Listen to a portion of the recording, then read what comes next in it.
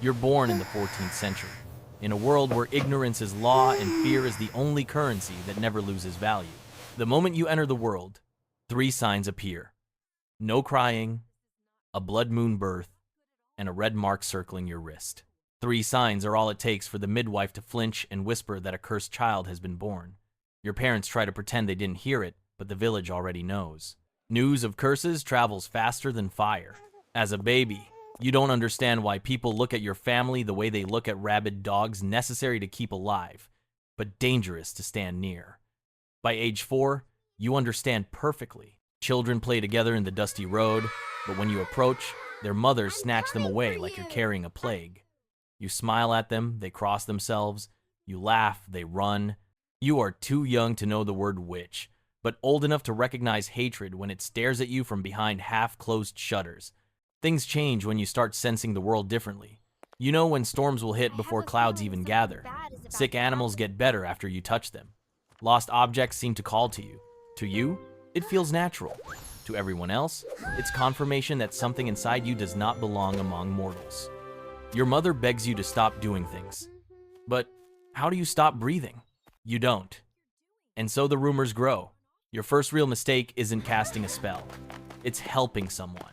A young girl falls into a ditch, bleeding and screaming. You press your hands against her wound, whispering your mother's lullaby, and the bleeding slows, then stops. The girl calls it a miracle. Her parents call it witchcraft. By sunrise, the village watches you like a wolf, circling their doorstep. Meetings happen. Whispered voices. Angry voices. Terrified voices. They talk about you like you're a storm about to break the sky. When crops fail, it's you. When a cow miscarries, it's you. When a baker burns bread, somehow it's still you. Your house becomes a prison. You hear your parents arguing at night, your mother crying, your father asking why God cursed them with a child the village fears. The only kindness you receive comes from a priest desperately trying to hide his own fear. One night, he knocks on your door, trembling. His sister is dying. No healer will come. He begs you for help. For the first time, someone looks at you with hope instead of hate. You touch her, heal her, save her. The next morning, he avoids your eyes like the cure was a sin. That's how your world works. They need you, they use you, they forget you, then they fear you again. When the new priest arrives, young, righteous, burning with zeal like a torch shoved into dry hay, your fate is sealed. He doesn't need proof. Your existence is proof. He points at you from the pulpit and calls you a crack in God's creation. The villagers don't stand a chance against words dipped in fear. You become the explanation for everything wrong in their lives, even the things that happen when you aren't there. Your 13th birthday is the year everything collapses. A nobleman's son dies of fever, and although you were nowhere near him, the priest convinces the villagers the devil himself walks beside you. They come for you at night with torches. Your parents, in their one act of rebellion against fate, shove a bag into your hands, kiss your forehead, and tell you to run. It's the only time you hear them call you by your real name. You flee into the forest, with fear clawing at your throat. Behind you, dogs, shouts, torches. Your name used like a curse. But the forest? The forest doesn't hate you. Branches bend to shield you. The wind guides your steps. Animals watch you with curiosity, not fear. For the first time, you feel something strange belonging. You survive. Somehow, you learn to read the forest like scripture.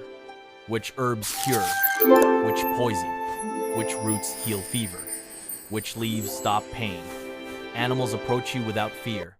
Dreams speak to you. The longer you stay, the clearer your mind becomes. You begin to understand. You were never cursed. You were simply born in the wrong place. Years pass quietly until hunters stumble upon your camp. They see herbs, symbols, strange trinkets, and a wolf curled at your side. That is all they need. They drag you back to the village like a trophy. The priest sees you and smiles, the kind of smile that should only belong to demons. And so, brothers and sisters, your trial isn't a trial. We must embrace the darkness within. No evidence, only accusations sharpened into weapons. They say you consort with demons, curse livestock, bend storms, and walk with unnatural animals. Even the good you've done becomes a crime. You stay silent not because you're guilty, but because words are pointless in a world that has already decided your fate. They sentence you to trial by water. If you float, you're a witch. If you drown, you're innocent. A test designed so you lose either way. They bind you and push you into the lake. You sink instantly. Water fills your lungs. Darkness closes in. You feel your heartbeat slowing. But then, something ancient touches your hand.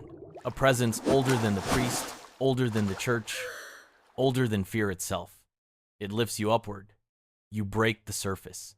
The crowd screams, "You should have drowned. Therefore, you must be a witch." Medieval logic at its finest. They choose the stake and smoke for your execution. Not burning too quick, not hanging too merciful. Smoke kills slowly. They tie you up, pile wet wood beneath your feet. The priest lifts a torch, triumphant. But the world has changed. The wind grows violent, clouds churn, fire. Animals gather, the air hums. And for the first time in your life, you feel no fear, only truth. The ropes snap. The smoke reverses direction. Fire dies in the priest's hand. You step off the pyre, glowing faintly, your shadow stretching across terrified faces. You attack no one. You cast no curse. You simply exist, and that alone is enough to send them screaming. You walk back into the forest, not fleeing, not hiding, just walking home. Trees bow. Wind parts for you. Animals follow. You understand now. Witches don't gain power. They remember it. And so you live in the woods, helping the lost, healing the dying, guiding the desperate. Some call you a demon. Some call you a guardian spirit. Some call you a myth whispered around campfires to scare children. But the truth is simpler. You are a girl who survived long enough to become what she was always meant to be. Years later, far away, in a village you'll never return to, a newborn baby enters the world under a strange moon with a red mark circling her wrist. Villagers whisper. Mothers pull their children close. Priests frown. And another story begins. Because fear never dies. But neither do witches.